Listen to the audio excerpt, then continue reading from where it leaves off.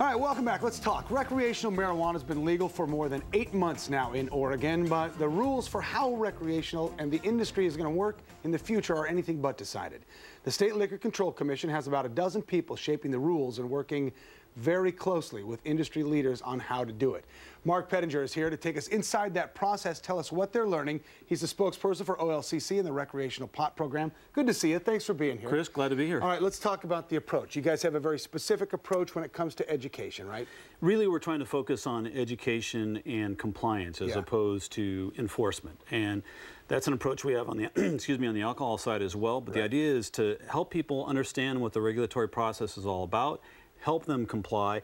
And sure, we've got some enforcement tools in our toolbox, but we really want to get them into the regulated system. So let's talk, let's get them in and while make you it and work. while you and I were talking before this, I say, hey, Mark, what's the hardest thing about this? And it really is the novelty of it, right? It's the new and going forward, right? When you think about it, you know, persons of our age remember when the telephone industry was deregulated, transportation, trucking, airlines. But when was the last time we regulated an industry from the ground up?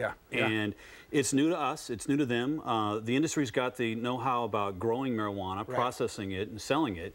We've got the know-how about how to regulate an industry in terms of alcohol already. But making that work for the marijuana industry is a completely different task and twists and turns every time. It's ongoing. Okay, speaking of those twists and turns, you guys are dealing with growers right now. How are you working with them currently, and why is that really the focus right now? Well, we've told people we're going to focus on licensing based on the supply chain, because you can't have anything in the retail stores until you've got a product, right?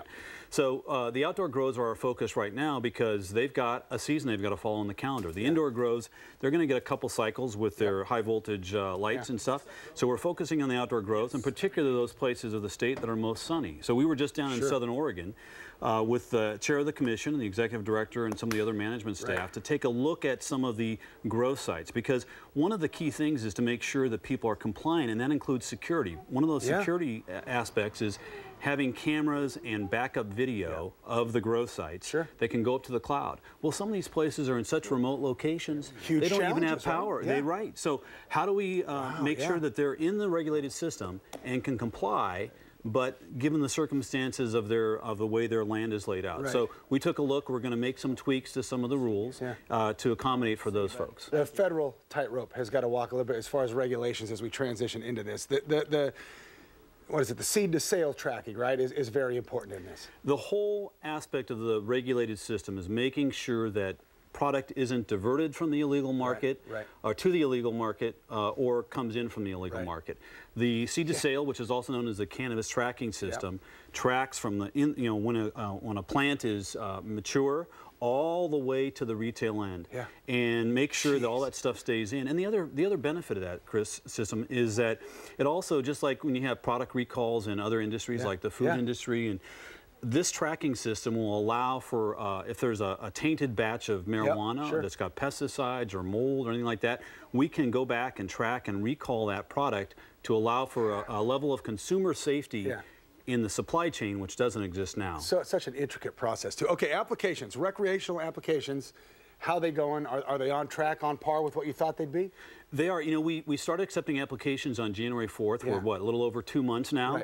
We've got close to 700 applications. We expect at the end of the year that we're going to, as a result of those, issue about 1,200 licenses, and about 300 of those are going to be in the retail space. So we expect there to be...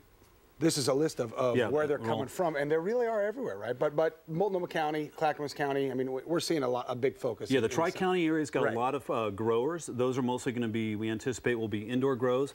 As you would expect down in Jackson and Josephine County, those are the big outdoor grow sites. Right. Okay, you work with these entrepreneurs every day. How do you characterize their work? I mean, these are dedicated folks. Creative. And very entrepreneurial.